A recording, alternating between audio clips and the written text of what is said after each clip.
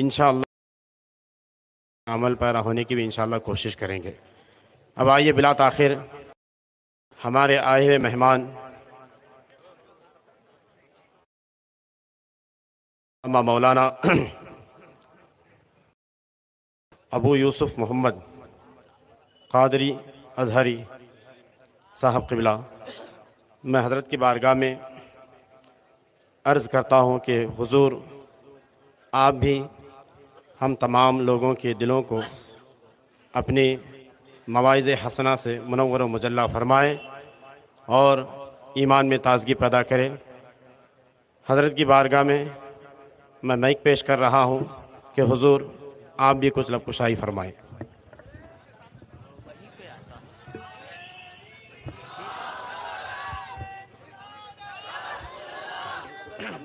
ठीक है, ठीक है। अरे अभी लड़के हैं हम लोग।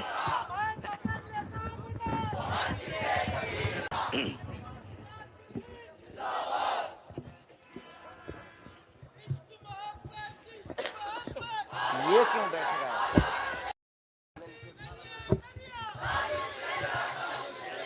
ये हटाइए, ये खुद बैठ रहा है।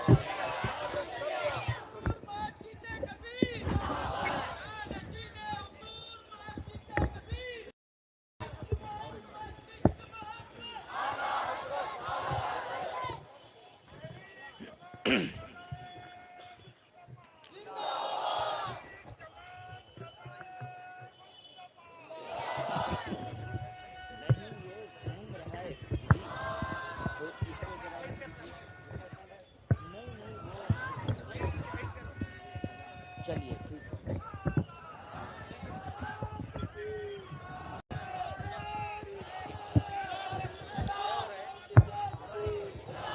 छोड़ दीजिए, हो गया। ये नीचे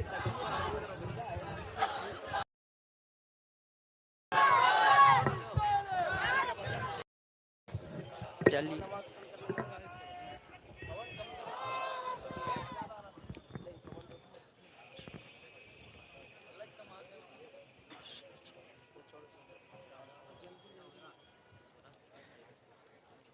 मिंबर नूर पर जलवा अफरोज़ उलमाए किराम,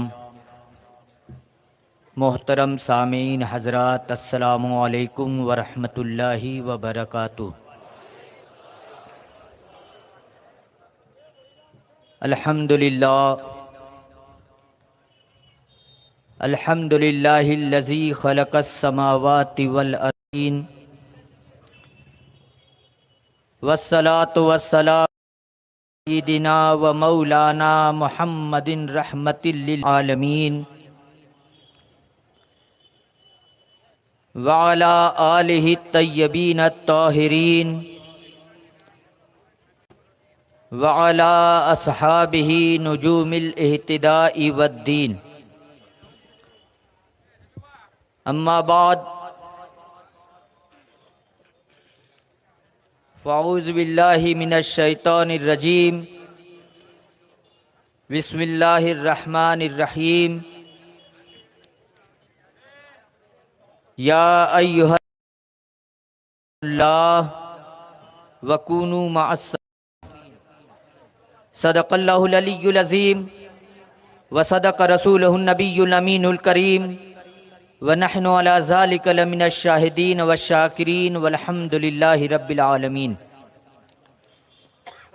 आइए सबसे पहले हम और आप मिलकर आकाए कायनात फ़ख्रे मौजूदात अहमद मुज्तबा मोहम्मद मुस्तफ़ा सल्लल्लाहु अलैहि वसल्लम की बारगाह नाज में निहायत ही अदब व एहतराम के साथ दुरूद शरीफ का नजराना पेश करने की सआदत हासिल करें। अल्लाहुम्मा सल्ली अला सय्यदना व मौलाना मुहम्मदिन माअदिनिल जूदी वल करम व अला आलिहि व अस्हाबिहि व बारिक वसल्लिम सलातन व सलामन अलैका या रसूल अल्लाह, सलातन व या हबीब अल्लाह। रफ़ीकान गिरामी,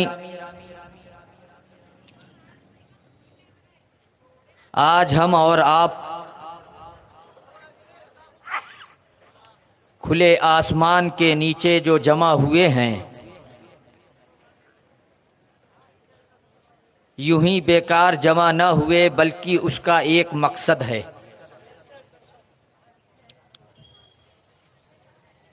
वो अजीम मकसद जिसके लिए हमारे बुजुर्गान दीन ने अपनी जिंदगियां कुर्बान की, वो अजीम मकसद जिसके लिए औलियाए किराम ने दुनिया के गोशे गोशे का सफ़र करके लोगों की लिए एक राह मुतय्यन की, वो अजीम मकसद जिसके लिए हुजूर सैयदना सरकार आला हज़रत मुजद्दिदे दीन व मिल्लत इमाम इश्क व मोहब्बत इमाम अहमद रज़ा फ़ाज़िल बरेलवी रज़ी अल्लाह ताला अन्हो ने अपनी पूरी ज़िंदगी उसके लिए सर्फ कर दी।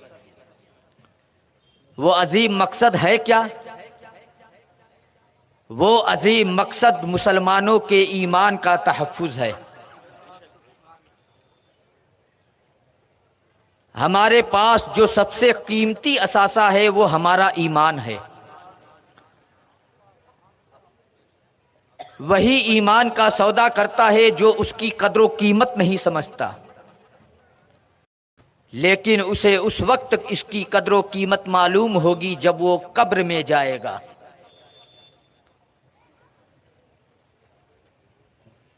आज जिस माहौल में हम लोग सांसें ले रहे हैं, ये माहौल ईमान की हिफाजत के ताल्लुक से बहुत बेहतर है। कदम कदम पर, गली गली में, शहर शहर में जहां देखो वहीं ईमान का लुटेरा नजर आता है। फितनों के न खत्म होने का एक सिलसिला चल रहा है,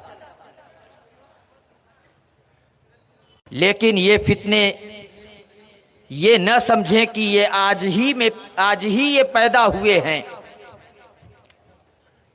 बल्कि मुझे वो हदीस भी याद आती है जब खलीफतुल मुस्लिमीन हजरत उमर फारूक खिलाफत पर जलवा अफरोज थे। उन्होंने अपनी बारगाह में बैठने वाले सहाबे किराम से ये पूछा,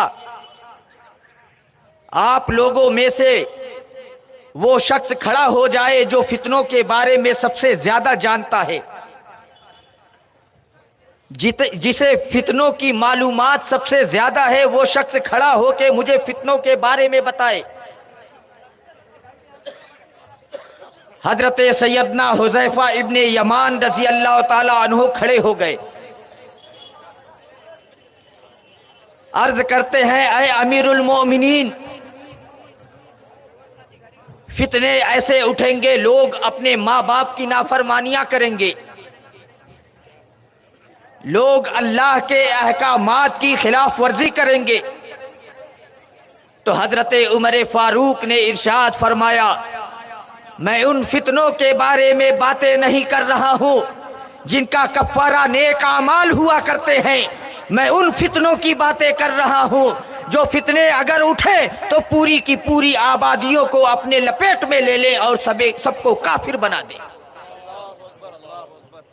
अर्ज करते हैं, ऐ अमीरुल मोमिनीन, आपको और उन फितनों से क्या मतलब?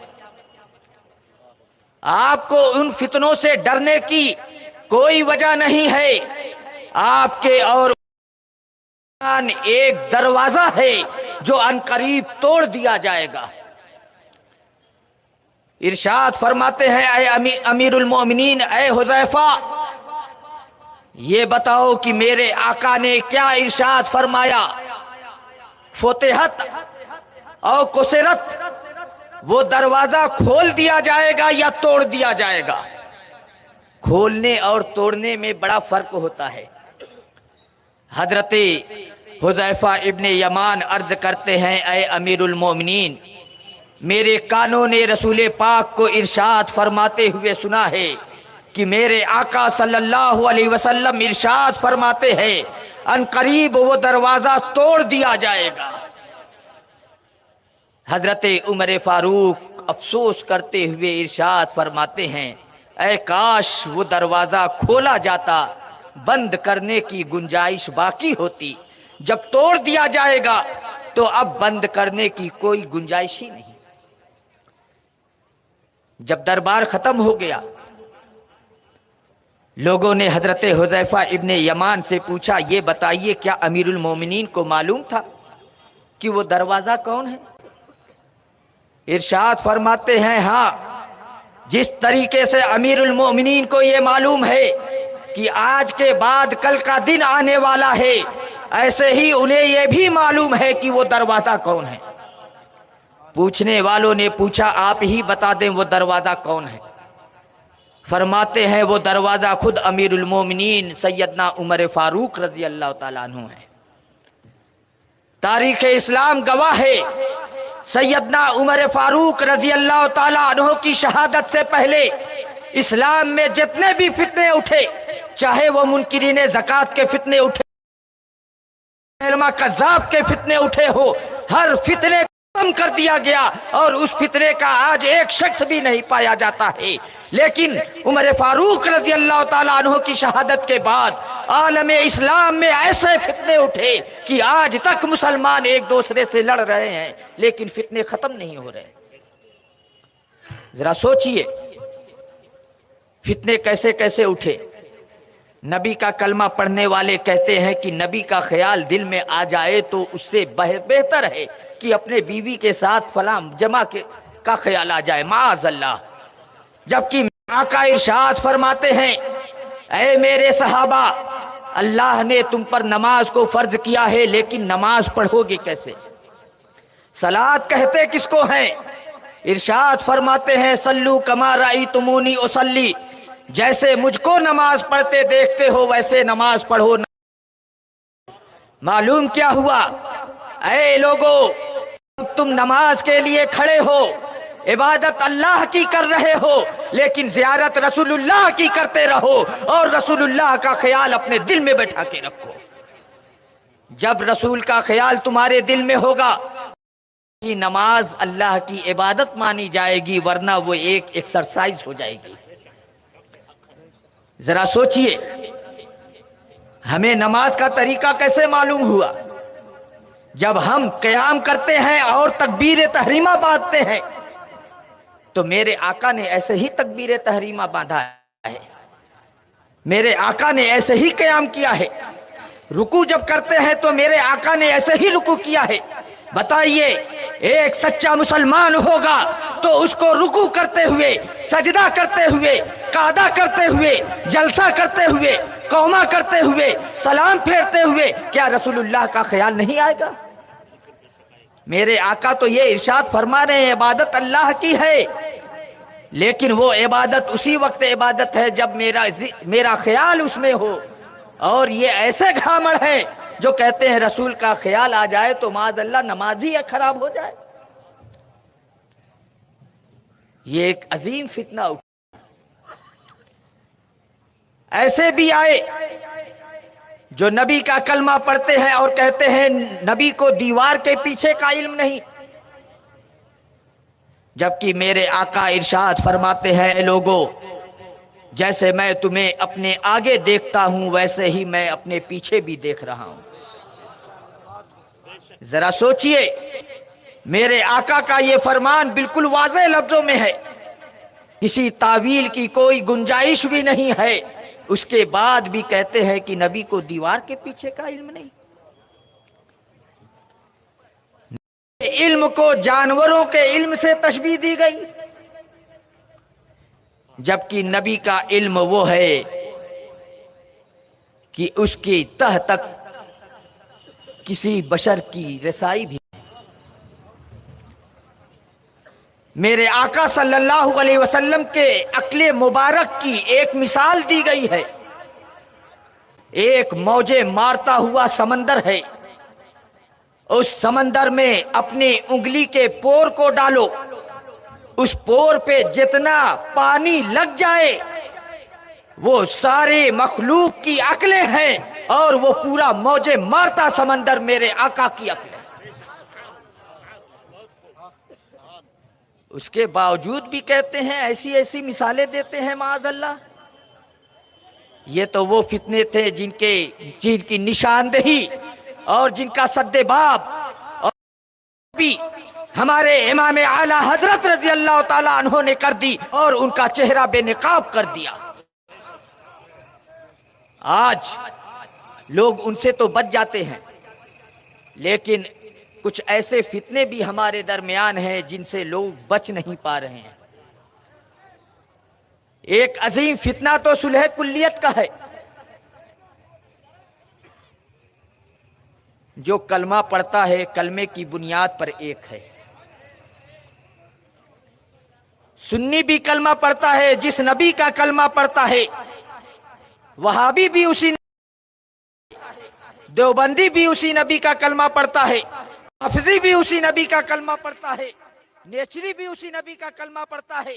हर एक जब कलमा पढ़ने में मुत्तहिद है तो वो फिर सब एक है और सब जो है कि एक ही हो, सब मुत्तहिद हो।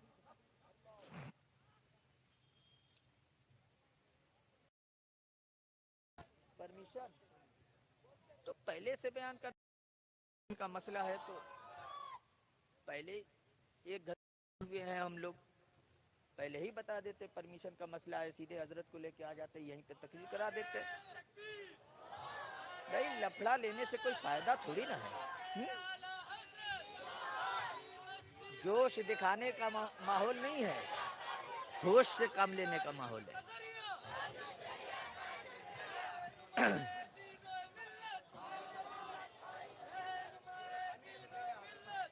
चलिए, जहां तक आवाज पहुंचती है वहां पहुंचेगी।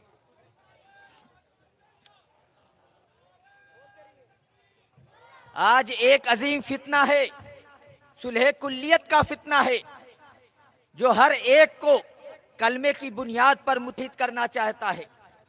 मैं इस मामले में ज्यादा तफसील नहीं करूंगा, बस सिर्फ एक मिसाल देकर और एक वाकये को जिक्र करके मैं आगे बढ़ जाऊंगा। कौन मुसलमान दुनिया में ऐसा है जो सैयदना इमाम हुसैन रजी अल्लाह ताला अन्हो को नहीं जानता और नहीं मानता? कोई है ऐसा जो बता दे कि इमाम हुसैन को नहीं जानता? कोई है ऐसा मुसलमान कलमा पढ़ने वाला जो कह दे इमाम हुसैन को नहीं मानता? आपके सामने रखना चाहता हूं, उसी एक किरदार से जान लीजिए कि मेरे इमाम करबला के मैदान में क्या पैगाम देना चाहते हैं। मेरे इमाम के साथ कुल 72 आदमियों की जमात थी। जमात कितनी बड़ी थी? 72 आदमी की। और यजीद के लश्कर 22,000 पर मुश्तमिल थे। जमाते कसीरा, बड़ी जमात किधर हुई? 22,000 का लश्कर बड़ा है या 72 आदमियों का लश्कर बड़ा है? कोई दुनिया का अंधा, अक्ल का भी अंधा और बिनाई बसीरत हर एक का अंधा होगा जो कहेगा 72 बड़ा है। 22,000 का ये लश्कर, ये जमात, ये बड़ी जमात है। लेकिन तारीख की पूरी किताबें उलट पलट कर देख लीजिए, कोई सही रिवायत हो तो वही ले आइए, और अगर सही नहीं मिलती है तो कोई मनगढ़ंत रिवायत ले आइए। ये मनगढ़ंत इसलिए कह रहा हूं कि कलमा पढ़ने वालों की एक जमात है जो करबला के मामले में बहुत ज्यादा गढ़ के रखे हुए हैं।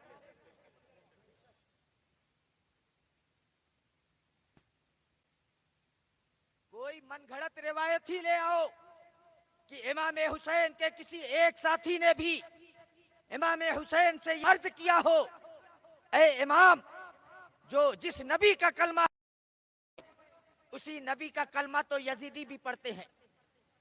जो नमाजें हम लोग पढ़ते हैं वही नमाजें तो यजीदी भी पढ़ते हैं।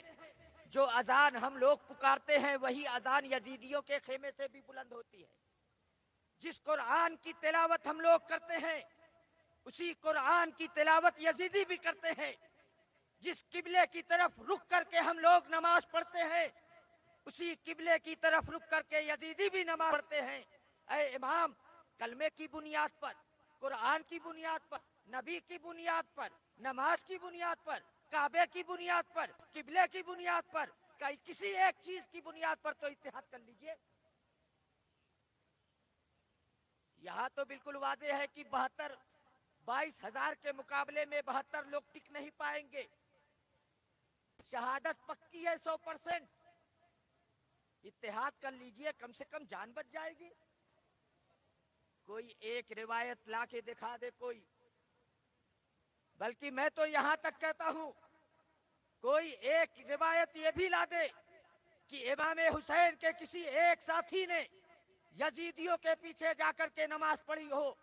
बल्कि ये रिवायत जरूर मिलती है कि बाज यजीदी इमाम हुसैन के पीछे आकर नमाज पढ़ लिया करते थे। जरा सोचिए, हमारे इमाम का किरदार तो बता रहा है। ऐ लोगों, सिर्फ कलमे की बुनियाद पर इत्तेहाद नहीं होगा, बल्कि अकीदा भी मुत्तहिद होना चाहिए। सिर्फ कलमे की बुनियाद पर इत्तेहाद नहीं होगा, सिर्फ किबले की बुनियाद पर इत्तेहाद नहीं होगा, बल्कि अकीदा मिलना चाहिए। अगर अकीदा एक है तो फिर इत्तेहाद इत्तेहाद है। वहां तो कुफ्र और ईमान का मामला भी नहीं था, वहां तो ईमान और कुफ्र का मामला नहीं था। लेकिन आज तो ईमान और कुफ्र में इत्तेहाद की कोशिश की जा रही है। जरा सोचिए, कौन ऐसा होगा जो इमाम हुसैन को मानता हो और इस तरह की इत्तेहाद की बातें करता हो। जो इस तरह के इत्तेहाद की बात करता है, दर हकीकत वो हमारे इमाम हुसैन को मानता ही नहीं। सिर्फ जुबान से मानना है, दिल से मानना नहीं है। ये सुलह कुल्लियत एक अजीम फितना है।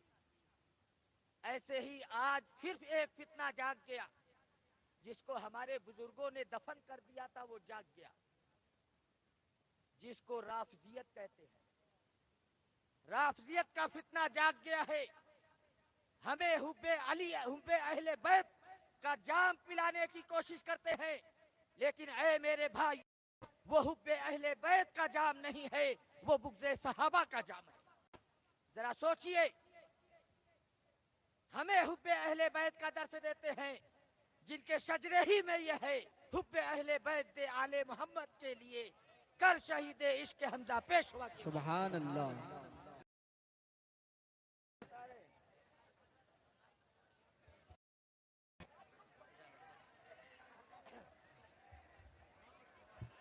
रास्ता क्लियर कर दें, हजरत के लिए आने दें, कोई तकलीफ ना दें। बड़ी मेहरबानी होगी आप लोगों की। रास्ता छोड़ दें, हजरत की उम्र का ख्याल करें, रास्ता दे दें, हजरत के लिए रास्ता क्लियर करें। मैं तमाम रज़ाकारान से गुजारिश करता हूं, नौजवानों से, किसी को हजरत तक पहुंचने न दें, रास्ता क्लियर करें, हजरत की उम्र का ख्याल करें। बस दूर से दीदार करें, यही हमारे लिए काफ़ी है। हजरत ने इतना कीमती वक्त हमारे लिए दिया, ये हमारे लिए बड़ी खुशनसीबी की बात है। मैं लिहाजा नौजवानों से गुजारिश करता हूँ, मेहरबानी फरमा करके रास्ता क्लियर कर दें, रास्ता हट जाए, रास्ते से हट जाए। तमाम मुंतज़मीन से, तमाम रज़ाकारान से मैं गुजारिश करता हूँ, जितने भी हमारे जमात रज़ाए मुस्तफ़ा के नौजवान हैं, उनसे अपील है कि आप हजरात रास्ता क्लियर करके हजरत को आने दें।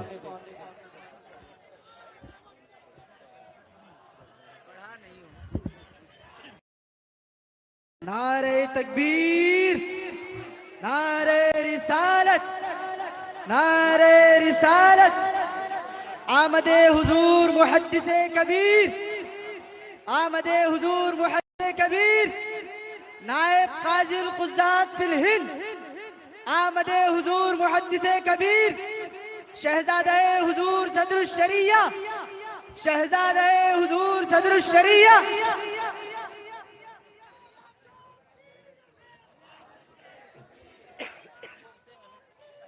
मुहद्दिसे कबीर।